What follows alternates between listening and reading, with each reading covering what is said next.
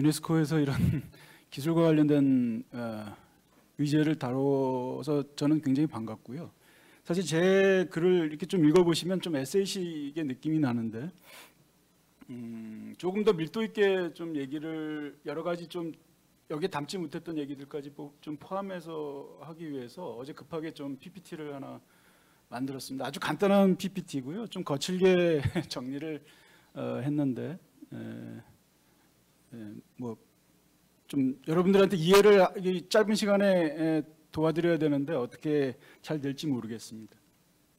그 논의의 그 서두에서는 사실 기술 문화라 그래서 이제 공학적 시각과 과학기술에 중점을 둔 공학적 시각과 이제 기존의 이제 문화라는 그 영역과의 괴리감이 물과 기름과 같이 섞이지 못하는 부분들이 있었다라는 것이고요. 그 전문가 그룹에서의 그런 논의들 자체가 이제 같이 논의할 수 있는 그런 기반들이 없었던 것이고, 불과 얼마 안 돼서 이제 저희도 융합 논의들이 과거 한 20년 전부터 있었던 건데, 제가 서론에 담고 있는 그 여러 학자들의 논의는 특히 이제 심홍동 같은 사람의 논의는 굉장히 오래전 논의입니다. 그러니까 일종의 기술이 지금과 같이 상수값이 되거나 일상에서 우리가 완전히 이제 스며들어서 상과 교직하고 있는 그런 단계에 머물렀던 시기가 아니고 기술이 저 멀리 좀 외생 변수로 보이던 일상 삶을 완전히 장악하거나 혼합되던 시절이 아님에도 불구하고 이제 심홍동 같은 경우는 이런 기술 문화라는 것에 대해서 우리가 좀 주목을 해야 된다. 그 둘이 어떻게 섞이는지에 대해서 좀 봐야 된다라고 20세기 초에 이미 이제 그런 얘기들을 했었고요. 초중반에. 그래서 그와 관련된 논의들을 좀 담고 있습니다. 그래서 사실은 지금 어떻게 보면 플랫폼 기술 문화라고 저는 그래서 이제 그냥 문화적 표현의 다양성, 문화 다양성의 개념도 있지만 괄호 안에 이제 기술 문화적 다양성, 기술 문화적 표현의 다양성이라는 개념을 쓰고 싶은데요. 이미 이제 기술과 문화가 하나가 된 시점에서의 논의들이 필요한 것이고. 현재 아마 유네스코 한국위원회에서도 관심을 갖고 있는 것이 이제 플랫폼이라는 특정의 아까 이동현 선생님이 한국적 상황에서의 플랫폼과 관련된 산업 지형에서의 논의들 등등을 말씀을 해주셨는데 현실 의제화되고 보다 구체적인 현실 속에서 가장 그 밀도 있게 우리에게 기술과 문화가 섞이는 지점들을 보여주는 것이 이제 플랫폼이다라고 보시기 때문에 아마 플랫폼을 중점적으로 보고 있는 것 같아요. 그리고 뭐 지금 코로나19 국면에서의 아까 비대면 비접촉 그 시장이 성장하면서 가장 활발하게 움직이고 있는 분야도 이제 빅테크라고 보통 얘기하는 플랫폼을 기반으로 해서 문화적인 그런 데이터들이 유통하는 것을 통해서 이제 이익을 내는 그런 기업들이 점점 성장하고 있지 않습니까? 뭐 주가도 굉장히 상승세를 지금 보여주고 있고요. 국외 내 같이. 그래서 이제 그런 부분 산업적인 지형에서도 그런 기술 문화적인 현상이 도드라지는 것이 이제 플랫폼이라는 생각이 들고요. 그래서 제가 가져온 것은 근데 플랫폼을 우리가 얘기하기 위해서는 다양한 관련된 기술들을 좀 봐야 되겠다 하는 게 제 기본적인 생각입니다. 이제 원료가 되는 건 이제 데이터들이겠죠. 데이터 여기서 얘기하는 데이터는 데이터 정보 우리가 흔히 콘텐츠라고 얘기하는 유저가 만들어내는 콘텐츠 혹은 뭐 상업화된 콘텐츠까지 포함해서요. 그 모든 것을 아우르는 혹은 우리의 몸에서 빠져나가는 생체 정보 혹은 뭐 요즘에 이제 코로나19 국면에서 가장 중요한 위치 추적 정보 같은 것들 이런 게 다 빅데이터에 저는 해당된다고 보고요. 그것이 중요한 자선 가치 로 각광받는 원유라고 얘기하는 이따 잠깐 말씀드리겠지만 그다음에 이제 IoT는 아시죠? 사물 인터넷이라고 하는 그죠? 그러니까 사물들끼리도 서로 소통하게 만든다 원격으로도 그리고 그 옆에 있는 사람과 사물이 얘기할 수도 있지만 사물과 사물끼리도 얘기할 수 있는 그런 구조. 그리고 데이터 센터가 필요하죠. 데이터를 집적하는 뭐 여의도만한 그런 데이터 센터. 최근에는 이제 인류세 국면이 되면서 이제 환경 위기와 생태 위기와 관련해서 데이터 센터가 여러 가지 말들이 많은데 뭐 네이버 데이터 센터와 관련해서도 뭐 여러 얘기가 있었죠. 그것이 청정 에너지형 데이터 센터다 아니다 뭐 이런 뭐 오늘 논의와는 좀 다른 맥락이지만 데이터 센터가 없이는 이제 데이터 분석이 불가능하다고 볼 수가 있겠죠. 클라우드 서비스는 아시다시피 여러분들이 어디서든 접속해서 데이터를 불러오게 하고 처리할 수 있는 그런 구조인 것이죠. 그리고 사실은 플랫폼에서의 핵심적인 최근에 부상하고 있는 것은 자동화 기제입니다. 알고리즘 자동화. 일반인들은 사실은 이해하기 어려운 구조가 되어 있고 알고리즘과 관련된 투명성 문제는 굉장히 중요한 이슈가 되고 있습니다. 그리고 마지막으로 이제 산노동 배달 라이더의 모습을 그려놨는데요. 결국은 플랫폼과 관련해서 우리가 이제 콘텐츠나 이런 흐름들만 보고 있는데 자원을 중개하는 그런 앱들이 있지 않습니까? 그죠? 배달의 민족이니 등등이 있는데 우리가 그 안에서 데이터들을 소비를 하고 주문을 하고 별점을 넣고 하면서 그 가운데를 매개해주는 자원을 물리적 자원들을 매개해주는 사람들이 분명히 존재하겠죠. 그게 이제 배달 노동이 될 테고요. 택배 노동이 될 테고. 그래서 플랫폼의 가장 핵심적인 요인이 또한 이제 산노동이라고 보시면 좋겠습니다. 굉장히 저는 단순한 그림을 가져왔는데요. 위에는 사회의 일반적인 주류 흐름들입니다. 주류 흐름이고 밑에는 오늘의 주제, 문화적 표현의 다양성 혹은 문화적 다양성과 관련해서 과연 기술 문화라는 것이 플랫폼으로 특징화된 기술 문화라는 것이 어떤 의미들을 가지고 있는지를 보는 건데요. 맨 첫 번째 지금 라인은 일반적인 우리가 좀 긍정적인 시사점으로 가능성으로 좀 볼 수 있는 뭐 동전의 양면입니다. 그렇지만 이제 좀 긍정적으로 볼 수 있는 지점들이고요. 그래서 주류 흐름에서 아까 공유경제 말씀드렸는데 유명 자원들을 배치하고 매칭하고 거기서 효율성을 얻는 그런 플랫폼 경제가 있죠. 경제 유형이. 그걸 보통 우리가 쉐어링 이코노미라고 하고 정확하게 얘기하면 이제 공유경제라고 얘기하면 안 되고 자원중개 모델, 자원중개 플랫폼이라고 해야 되겠죠. 근데 사실은 데이터도 그렇게 매개해주는 그런 플랫폼들이 있긴 합니다. 어쨌거나 저기서 얘기하는 것은 이제 그런 효율성을 얻을 수 있는 극대화된 가치를 얻을 수 있는 게 이제 플랫폼일 수가 있겠다. 그리고 아까 말씀드렸던 데이터가 원유라는 슬로건이 있습니다. 이게 굉장히 성장주의적 슬로건이고요. 그렇죠? 원유 자체가 지금 생태 위험을 노정하고 있는데 저런 비유법은 사실 좋지 않은 비유법인데 어쨌거나 데이터가 그만큼 좋은 부가가치 생산에 있어서 좋은 가치들을 만들어내고 있다라는 것이고요. 그리고 많은 예술인들이 그런 얘기를 합니다.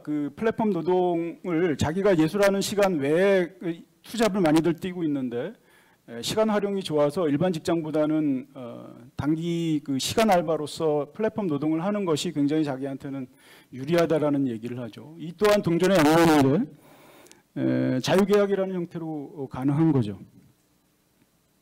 그리고 알고리즘 자동화 생산권은 어쨌거나 특히 이제 물류나 유통과 관련해서 보시면 마켓 퀄리 같은 게 그 회사가 그렇게 컸잖아요. 오차율이 5% 이내랍니다. 주문이 들어오면 배송을 하는 방식이 아니고 미리 창고에 그날 나갈 것을 미리 계산해서 물건을 가지고 있다가 배송을 하는 방식이죠. 그래서 이제 새벽 배송이 가능한 것인데요. 그러니까 95%를 다 소진시킨다라는 거죠. 그러니까 어마어마한 알고리즘 효과를 보고 있는 거죠. 그러니까 어쨌거나 그건 이제 긍정적인 측면이라고 볼 수가 있습니다. 기술적인 기술 문화적 표현의 다양성 층위에서 보면 또한 이전에도 있었지만 이런 고도화된 4차 산업혁명 요소 기술의 효과로 인해서 좀 더 확대되는 것이 이제 문화 생산이나 제작이나 향유나 소비에 있어서의 민주화된 부분들을 우리가 볼 수가 있겠죠. 뭐 이거는 부정할 수 없습니다. 누구나 만들어낼 수는 있는 것이죠. 거기서 누가 위너가 되는지는 모르겠지만 혹자는 그걸 이제 압정 구조라고 해서 예전에 피라미드 구조보다 더 혹독한 먹이사슬 구조라고 얘기는 하지만 제가 말씀드린 건 유튜버 같은 로서의 성장하는 사람들 스타급으로 올라가는 사람들이 이제 그만큼 희박하고 중간이 거의 없다라는 거죠. 압정 구조라는 것이. 근데 어쨌거나 기회는 있는 거죠. 기회는 있는 구조고. 그리고 정서문화 교감의 매개장이라는 것은 미투나 여타 다양한 형태의 사회적인 공감대 정서적인 연대에 있어서의 플랫폼을 매개한 그런 정서 구조들의 뭉침이나 흐름이나 이런 것들 여러분들이 많이 보셨을 겁니다. 그 점에서 저는 굉장히 중요한 흐름이 있었다라고 보고요. 뭐 트위터나 아시다시피 페이스북이나 서로 옮겨 다니면서 자기 고백적 글쓰기를 쓰면서 사회적인 공감의 정서들을 표출했었죠. 폭로를 이제 그런 식으로 했었던 것이고요. 지금도 계속 진행 중이고요. 그리고 이제 장점이라고 한다면 아까 마켓컬리도 말씀드렸지만 실시간 데이터 분석이 가능하다는 것이죠. 예전에 데이터 마이닝이라고 한다면 단순히 이제 있는 거에서 가두리 쳐진 데이터 안에서 어떤 것들을 특정의 데이터를 뽑아냈다면 지금은 계속 실시간으로 업데이트되면서 좀 더 구체적인 데이터 값들을 찾아내거나 흐름들을 예측한다라고 볼 수가 있겠죠. 장점입니다. 최적화된 문화 취향을 여러분들한테 서비스해 줄 수 있는 거죠. 저도 음악을 언제부터인가 유튜브로 음악을 듣고 있습니다. 이제 이런 게 변화된 최근 몇 년간 변화된 현실이라고 볼 수가 있습니다. 그리고 과거에 별로 이름값을 내지 못했던 사람들이 인플루언서 역할들을 할 수 있는, 그죠? 유튜버도 마찬가지고요. 그런 기회들이 이 네이밍을 통해서 가능한 그런 길들이 열렸습니다. 그게 이제 제가 앞에서 기술 문화적 다양성의 새로운 영역들이라고 해서 좀 설명한 부분이 이와 아마 매칭이 될 거라는 생각이 들고요. 자동화 기술 문화의 딜레마들이라고 적고 있는 부분들이 이제 또 새로운 부분들인데 어떻게 보면 동전의 영혼이라고 볼 수가 있겠습니다. 감시자본주의라는 말이 있는데 사실은 그 데이터를 우리 개인 정보들을 수집하지 않고는 이것이 굴러갈 수 없는 그런 구조가 사실은 아이러니하게도 플랫폼 질서죠. 최근에 캐나다에서 조금 이 얘기는 꺼내려고 하지 않았던 얘기인데 갑자기 생각나서 캐나다 밴쿠버에서 스마트 시티 이 프로젝트를 기획을 했었고 엄청나게 큰 프로젝트를 시가 받아서 했는데요. 하려고 했는데 구글이 주도적으로 거기에 참여를 했었습니다. 근데 얼마 전에 그게 이제 무산이 돼 버렸어요. 그 무산된 이유가 시민사회가 지속적으로 계속적으로 문제 제기를 했는데 그 스마트 시티라는 게 결국은 여러분들이 아시다시피 자율주행차 다녀야 되고 IoT 다 건물마다 연결돼 있어야 되고 완전히 이제 전자동으로 되는 그런 하나의 인공도시를 만드는 프로젝트잖아요. 결국은 데이터를 기반으로 해서 그런 것들이 서로 센서로 감지되고 예외적 상황들을 계속해서 차단시키면서 안전된 그런 도시 구조를 만들려고 하다 보니까 결국은 개인정보들이 노출될 수밖에 없고 그것을 이용해서 스마트 시티를 구축할 수밖에 없다라는 거죠. 그래서 밴쿠버의 시민단체들이 끊임없이 정보 관련해서 그런 개인정보 관련한 오남용과 관련해서 문제 제기를 했고요. 도저히 견디다 못해서 이제 구글은 철수를 했고 그게 이제 최근 이 엄청난 사업, 큰 사업이었는데 최근에 그걸 이제 쿠오모가 지금 뭐 미국에서는 그 가장 뉴욕주에서 가장 어쨌거나 미국 내에서는 코로나19를 제일 방역과 관련해서는 목소리를 내는 분인데 그분이 이제 구글과 같이 이제 그런 미래 프로젝트를 지금 기획하고 있다고 합니다. 그 정도로 사실은 어떻게 보면 그런 플랫폼 사회라는 것이 결국은 감시자본주의라는 그런 기제 안에서 움직일 수밖에 없다라는 것이죠. 이게 상당히 모순적인 얘기인데요. 그 다음에 이제 무인 자동화를 통한 노동 통제가 급속히 진행되리라는 얘기들이 있습니다. 특히 이제 비대면 상황이 되면 소비 시장, 요즘에 비대면 시장 경제 많이 얘기하잖아요.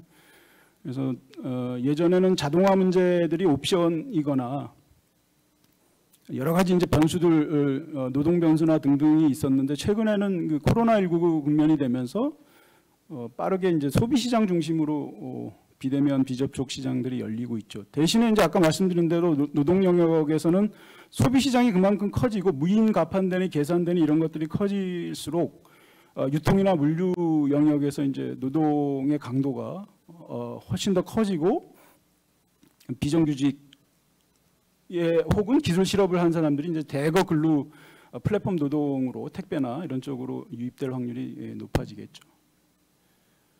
이떤 이제 동전의 양면이고요. 그런 상황 속에서 이제 노동의 파편화와 외주화 이런 것들이 이제 가속화될 수밖에 없고, 기존의 노동 계약 구조가 아닌 사장과 종업원 간의 관계가 아니고 다 그 개인 사업자 계약들을 하고 있잖아요. 배달하시는 분들이. 그런 속에서 이제 이런 위태로운 노동의 형태들이 나타날 수밖에 없는 거죠.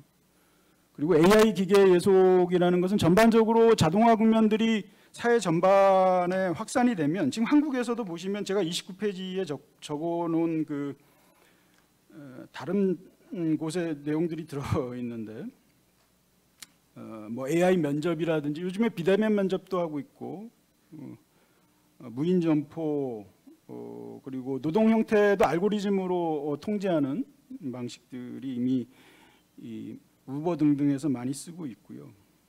고객에 의해서 소셜 데이터 신용 평가를 하는 방식, 뭐 인공지능 스피커, 법원 판결의 빅데이터를 보조를 받는 방식. 그러니까 우리가 어떤 숙고를 통해서 어떤 판단을 해야 되는 것들을 유예시키면서 AI의 그런 부분들을 다 이렇게 위임하는, 그 보통 과학기술학에서는 이제 직권위임이라고 하는데, 기계에다가 자신의 판단을 위임시켜 버린 거죠. 이게 사회적으로 우리가 직관적으로 하거나 해야 될 판단들을 기계에다 자꾸 위임시켜 버리면 거기에 대해서 우리가 더 이상 질문을 할 수가 없는 거죠.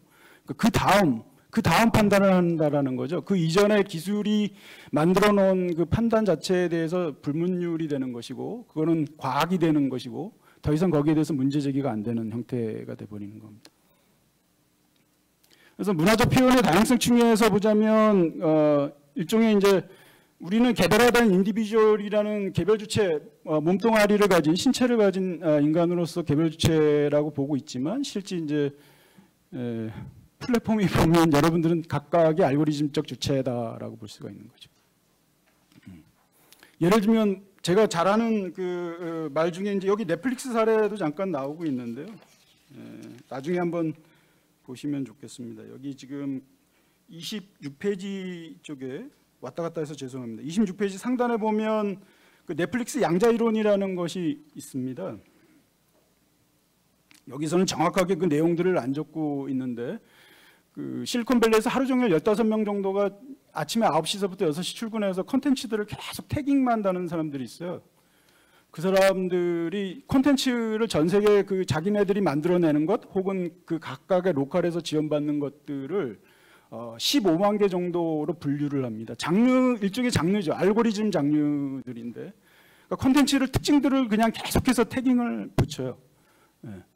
그리고 그 15만 개의 시청자들이, 여러분들이 넷플릭스 들어가서 보시는 그 15만 명, 죄송합니다. 15만 명의 인간형으로 우리가 마치 혈액형 10개 이하의 혈액형의 한 사람으로 우리가 현실에서 그걸 가지고 이제 이 사람의 특성들을 많이 논하는데, 15만 개 인간형으로 분류를 해서 15만 개 콘텐츠의 리스트들을 각각의 15만 분의 1에는 어마어마한 콘텐츠들이 그 뒤에 줄을 서고 있는 거죠. 그 15만 분의 1의 인간형에 맞춰주는 겁니다. 그래서 아마존 같은 경우는 그 정도까지는 안 가고 한 10만 명의 그 캐릭터들을 만들어 놓고 거기에 매칭을 시켜서 콘텐츠들을 우리에게 뿌려준다라고 해요. 예측해서. 그 15만 명분의 1, 10만 명분의 1이라는 것이 우리가 이제 알고리즘 주체가 되는 거죠. 끊임없이 알고리즘을 계속 분석하면서 거기에 매칭시켜서 거기에 적당한 콘텐츠들을 우리에게 이제 그런 그 내용들을 뿌려주는 거죠. 사실은 그런 서비스들을 받으면 굉장히 반갑죠. 아까도 말씀드렸지만 최적화된 문화 취향의 서비스를 합니다. 밀도가 높아집니다. 내가 몰랐던, 내가 좋아했던 장르 안에서의 가수나 음악들을 발견할 수 있는 그런 기쁨을 누릴 수가 있는 거죠. 근데 끊임없이 그 안에서만 소비하게 하는 그 여기서 말씀드리는 납작해지는 취향이 발생하게 됩니다. 그 취향의 널뛰기가 어려워지는 거죠. 그러니까 가능은 합니다. 가능은 하지만 예전보다 훨씬 더 여러분들은 이제 뭐 그 유튜브에 보시면 오토플레이 같은 기능들, 넷플릭스도 사실은 요즘에 다음 회차로 계속 그냥 연결되잖아요. 보고 있으면 중단할 수도 있긴 하지만 그런 방식들의 소비들이 끊임없이 늘어나면서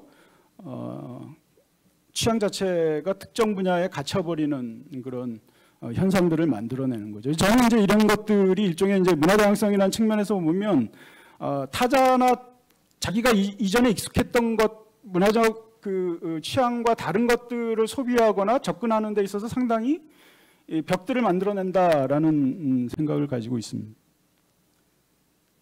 그리고 이제 제가 여기서 딜레마들이라는 장에서 26페이지, 27페이지, 8, 9까지 이어지는 데서 몇 가지 중요한 얘기들을 하고 있는데요. 그중에 이제 확증 편향이라는 얘기를 합니다. 예. 그래서 기존의 이제 상식이나 전제로 있는 것, 그리고 편견의 부분들이 아까 잠깐 말씀드렸지만 그런 것들이 이제 직권이임 되는 거죠. 알고리즘 자체. 예전에는 물리적인 기술 장치의 직권임을 하는 것은 상당한 노력들이 필요했는데 지금도 마찬가지겠지만요. 알고리즘이라는 그런 프로그래밍된 그런 명령어에다가 직권임하기는 굉장히 쉬워지겠죠. 예를 들면 자율주행차에 내가 시속 120을 이상을 놓을 때마다 교통딱지가 범칙금이 계속 내 차 안에서 발급이 돼요. 딱지가 120 이상만 놓으면, 뭐 100 이상만 놓으면 그런 구조는 굉장히 불편한 사회 질서겠죠. 근데 제가 이제 그런 좀 과도한 예를 들었지만 알고리즘은 그런 질서들을 만들어낼 수가 있는 거죠. 그러니까 특정의 어떤 그런 상식이나 전제나 이런 것을 그대로 기계 구조 안에, 코딩 구조 안에 옮겨 넣을 수 있는 것. 그게 이제 확증 편향이고, 그런 것들이 사회 편견이나 기존의 혐오 정서나 혹은 인종주의적 차별 이런 것들을 구조 안에 임베딩 시키는, 그냥 착근시켜버리는 효과들이 있는 거죠. 그러니까 더 이상 거기에 대해서 논의에 어떤 다른 이견들을 붙이기가 어려워지는 그런 구조가 되는 겁니다. 이 기술이 그래서 기술 문화라는 게 그래서 상당히 난제이고 발견하기가 어려운 것인데요. 고도화될수록. 그리고 요새 이제 많이 문제가 되는 게 탈진실의 문제죠. 그러니까 사실은 저는 탈진실의 핵심은 우리가 정의나 진실이라고 믿고 있는 것들에 대한 기존에 믿고 있는 믿음을 흔들어 버리는 효과입니다. 그러니까 다른 것을 어떤 다른 진실이나 정의가 있어서 대체하려고 하는 것보다는 기존에 우리가 분명하게 이것이 사회 정의다 혹은 진실값이다라고 하는 것들을 흔들므로써 얻는 효과들이 더 크다라는 거죠. 그래서 사실은 사회 위기이다라고 보는 거고요. 그리고 특히 이제 재밌는 사실은 29페이지 대안과 관련된 그 소제목 바로 위에 있는 내용인데요. 주로 이제 영상과 관련해서 그 딥페이크라는 용어 혹시 아세요? 기술적 용어인데, 칩페이크는 값싼 페이크죠. 값싸게 가짜를 만드는 것이고, 딥페이크는 인공지능 등을 써서 아주 비싸게 해서 도저히 이게 가짜인지 인지하기가 어렵게 만드는 것들이죠. 여러분들 이제 딥페이크와 관련된 보도들을 많이 보셨을 텐데, 실제 이제 이런 것들에 생산된 내용들을 보면 주로 여성이나 인종 소수자나 난민 등에 집중돼 있다라고 합니다. 뭐 모든 것이 다 그렇지는 않죠. 그렇지만 이제 대체로 이런 경향들이 있다라고 볼 수가 있고요. 그 점에서 이제 문화 다양성 이슈와 관련해서 근원적으로 기술적인 요인들이 어떻게 이런 페이크 혹은 탈진신과 연결되는지에 대한 부분들도 우리가 같이 한번 사유를 했으면 좋겠다, 그런 생각이 듭니다. 자, 약자 배제의 기술 중립화도 마찬가지입니다. 아까 제가 말씀드렸던 편견이나 이런 확증 편향과 관련해서 보면 약자를 배제하는 논리 자체를 기술로 중립화해서 전혀 그런 것이 이제 배제의 논리가 아닌 것으로서 중립화하거나 과학화해 버린다라는 것이죠. 예를 들면 아까 AI 면접을 말씀드렸는데 저는 비대면 면접이 그렇게 유쾌하게 보이지는 않습니다. 뭐 적응해야 될 것이라고 많이들 얘기들을 하는데요. 그 AI를 통해서 도대체 판단 기준들이 그 요소들의 어떤 취업을 하려는 그 후보자들의 판단 기준이 AI에 뭐가 될지를 우리는 전혀 모르는 거잖아요. 그 AI라는 과학에 힘입어서 사람을 만약에 뽑아놨다면 기존에 우리가 사회 공정성과 관련해서 여러 가지 취업과 관련한 논의들이 있었죠. 공무원과 관련된 그런 비리나 이런 부분에서 자녀들을 그런 식으로 해서 이제 채용하거나 해서 사회 공정성의 룰을 깬다라는 논의들이 계속 있어 왔는데, 만약에 AI 면접을 했을 때 그것이 보다 공정한 사회들을 만들 것이냐 하면 저는 오히려 그게 더 그런 편견들을 오히려 AI 면접이 과학적이다라는 것을 마치 선전하는 그런 효과들만 얻을 뿐이지, 사회적으로 그런 모든 부분들이 같이 개선되지 않으면 그런 기업 문화나 이런 것들이 민주화되지 않는 조건에서 그런 AI는 사실은 알리바이밖에 안 된다라는 거죠. 공정성에 대한 알리바이다라는 거죠. 예. 그런 부분에서 좀 봐야 될 거다라는 생각이 들고요. 자, 마지막입니다. 플랫폼과 관련해서 여러 가지 이제 대안 논의들이 나올 수가 있는데, 일단은 사회적으로는 제가 그 문재인 정부의 핵심 개념 중에 이제 포용사회, 포용도시 개념이 좋았었는데 요새 잘 안 쓰고 있죠, 그죠? 그래서 제가 그 사회포용적 기술론을 얘기를 했었습니다. 노동 중심을 얘기하시는 분들은 사실은 기술에 대한 얘기들을 잘 안 하시더라고요.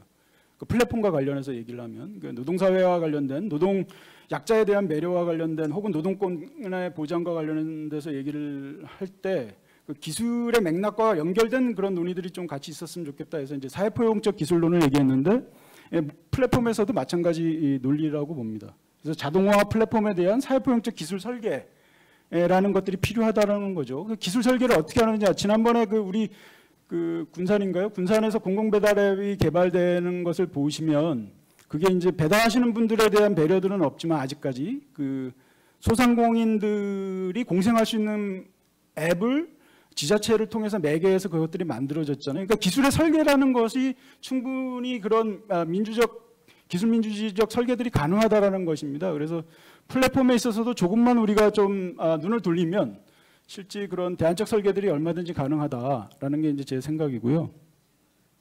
그리고 기존에 우리가 인터넷의 역사 속에서 보는 다양한 형태의 기술 민주주의적 유산들이 있다. P2P나 여러 가지 형태의 블록체인이나 최근에 그것이 그렇다고 해서 이제 문화 민주화나 사회 일상 속에서의 공정 게임이나 이런 것들을 완벽하게 커버하지는 못하죠. 근데 그와 동시에 이제 충분히 여러분들이 예측하는 대로 그런 사회 문화적인 그런 기반이 제대로 민주화 정도가 성숙도가 충분히 이루어지면 사실 그런 기술과 함께 갈 수 있는 조건들이 된다라는 거죠. 그리고 사실은 플랫폼과 관련해서 가장 문제는 아까 산노동 말씀드렸는데 저쪽에서 노동의 문제가 저는 굉장히 중요하고요. 그다음에 결국은 데이터의 이동일 텐데, 최근에 연초에 데이터 3법도 통과돼서 상당히 이제 기업들은 반기지만, 그리고 지금 코로나19 국면에서 방역과 관련한 정보 인권 침해도 굉장히 많죠. 그래서 그런 딜레마 상황들이 있는데 그 딜레마들을 어떻게 잘 우리가 헤쳐나갈 수 있을지, 이제 그런 부분들이 굉장히 저는 고민스럽고, 그 부분에서 좀 우리가 촉을 세우고 있어야 될 필요가 있다. 안 그러면 원격 이론이 뭐니 해서 이제 대단히 개인 정보들이 오남용될 수 있는 여지들이 많고, 플랫폼은 사실은 그런 것들을 누적하고 축적하고 분석하는 단위잖아요. 그런 위험성들을 가장 크게 가지고 있는, 누구보다 좀 더 투명하게 그런 개인정보의 관리나 운영과 관련해서, 보관과 관련해서 신경을 써야 될 주체들이라고 봅니다. 문화적 표현의 다양성 측면에서 보면 사실은 누구나 우리가 이제 데이터 생산을 하고 문화 콘텐츠를 만들어내는 주체들인데, 이 자원들에 대한 구체화시키면 이제 소유권과 관련된 부분들, 이것이 과연 누구에게 귀속되어야 될 것이냐, 산물들에 대한, 유튜브에서 수많은 사람들이 잠을 안 자가면서 그렇게 만들어서 12시간 동안 찍어서 30분짜리 편집을 한다 그래요. 그렇게 해서 올리는 30분짜리 편집범들에 대한 보상들을 어떻게 받아야 되는가의 문제들, 이런 것들이 굉장히 중요하고, 적어도 유튜브에서 유튜버들이 그 안에서 활동들을 해나갔을 때 자기가 만든 것에 대한 반응이나 그에 대한 성과에 대한 부분들의 경제적 이득과 관련해서는 공정 게임들이 작동해야 되겠다라는 생각이 듭니다. 예를 들면 31페이지의 그 표 밑에 보면 독일 유튜브 노동조합이 결성된 거를 아마 보신 분들도 있고 그럴 텐데요. 한 2년 전에 독일 금속노조 산하에 만들어졌습니다. 이게 굉장히 충격적인 일인데 일반 유저들이 자신의 권리들을 보장받기 위해서 유튜브가 계속적으로 정책을 바꿔 나가면서 기술 설계를 바꿨을 때 자기의 노출도나 이런 것들이 끊임없이 변경되는 거죠. 그러니까 일종의 하루살이 같은 인생이 돼버리기 때문에 그래서 그런 부분에 대한 권리들을 보장받기 위해서 유저들이 뭉친 거죠. 그러니까 이 유저라는 것은 단순히 유저가 아니라 이제 데이터 생산의 주체이기도 한 것이죠. 누구나 데이터 생산의 주체이기 때문에 그 부분에서 이제 새로운 우리들이 시각들을 문화 생산의 주체로서의 일반 시민들에 대한 접근법들이 좀 필요하지 않겠나. 그리고 그것을 이제 기업이 보상을 해주지 못한다면 그것을 사회적으로 어떻게 적절한 보상들을 해줄 수 있는지에 대한 부분들. 투명성 얘기는 이거는 강조해도 지나치지 않을 만큼 중요한 얘기고요. 그 안에서 무엇이 알고리즘이 어떤 원리에서 작동되는지에 대한 정확한 그 해명, 설명. 그렇다고 기술 원리를 우리가 이해할 수 없지만 알아들을 수 있는 방식의 설명들이 필요한 거죠. 사실은 제가 GDPR에 대해서 유럽에서 개인정보 보호와 관련된 그런 법안들이 지금 그 법안이 이미 몇 년 전에 통과되지 않았습니까? 그 GDPR에서 얘기하는 그 데이터 권리, 유럽 시민들에 대한 데이터 권리만큼은 아니더라도 그에 주관하는 우리만의 그런 데이터 보장 권리들이 필요하겠죠. 그리고 그 안에는 사실은 알고리즘의 투명성의 원리들도 같이 들어있다고 보시면 되겠습니다. 근데 연초에 아까 말씀드렸듯이 이제 데이터 상법이라는 게 그와 완전히 반대되는 경향이어서 사실 그에 근접하기는 좀 어려울 것 같고요.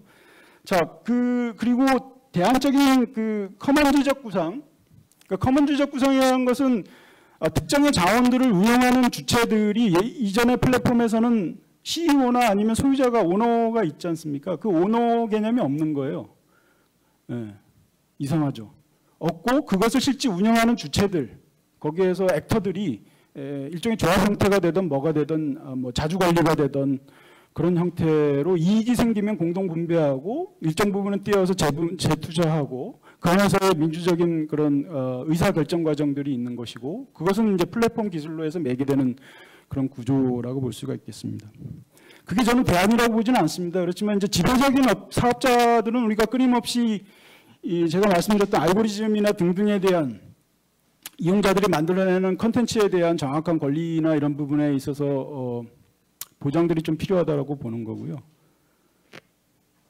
그리고 대안으로서 만약에 가능하다면 유저들이 시민들이 그런 그런 자원을 가지고 데이터면 데이터 혹은 다른 형태의 지식이면 지식, 문화 콘텐츠면 문화 콘텐츠를 가지고 음원이면 음원 본인들이 생산해낸 것을 공동소유권화하면서 그 안에서의 어떤 자생력들을 키워나가는 공생공락이라고 제가 표현했었는데요. 그런 가치들을 키워나가는 구조들을 얼마든지 만들 수가 있다는. 근데 문제는 이제 그것을 누가 찾아주느냐 이런 부분들이 있는데 사실은 성공한 사례가 과연 있느냐라고 봤을 때 31페이지에 제가 지금 적어놓은 사례가 좀 도드라진 사례들입니다.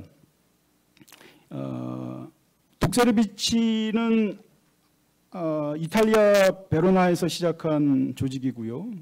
문화예술계에서 플랫폼 협동조합입니다. 이거 플랫폼 협동조합에 대한 국내에서의 비관적인 시각, 사회적 경제에 대한 주변화된 일반 주류 시장 경제와 다른 주변화된 그런 경제 유형으로서 보는 사람들도 있습니다. 어쨌거나 근데 이제 새로운 형태의 플랫폼 협동조합들이 만들어지고 있고요. 스마트는 이전에 있었지만 플랫폼 그 예술계에 있는 분들이 워낙 플랫폼 노동을 많이 투잡으로 하시니까 그거와 관련해서 이제 노동권 보장을 위해서 플랫폼 협동조합으로 바뀐 사례라고 보시면 좋고요. 레저네이트는 음원과 관련해서 만들어진 협동조합이라고 보시면 좋고 그 안에서의 수익 배분이나 이런 것은 굉장히 민주적인 과정에 의해서 배분들이 되고 있습니다. 이게 주로 생산자의 입장들을 음원 생산자의 입장을 보장하기 위해서 만든 게 이제 레저네이트라고 볼 수가 있겠죠.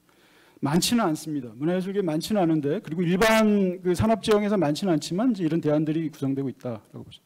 자, 마지막은 제가 강조하는 게 어떻게 보면 이게 그냥 반복적인 얘기일 수 있는데 리터러시, 비판적 리터러시인 거거든요. 그래서 최근에 이제 리터러시 얘기들을 많이 하고 있는데 이와 같은 전반적인 사회 구조적인 변화들을 읽어낼 수 있는 기술 성찰적 리터러시들이 시민들이 좀 필요하지 않은가, 그런 역할들을 이제 유네스코 한국위원회에서 문화 다양성과 관련해서 그런 논의들, 기술이 문화 다양성에 어떠한 영향들을 주는지를 좀 더 밀도 있게 논의를 한다면 리터러시 함양에 크게 도움이 되지 않을까 그렇게 생각해 봅니다.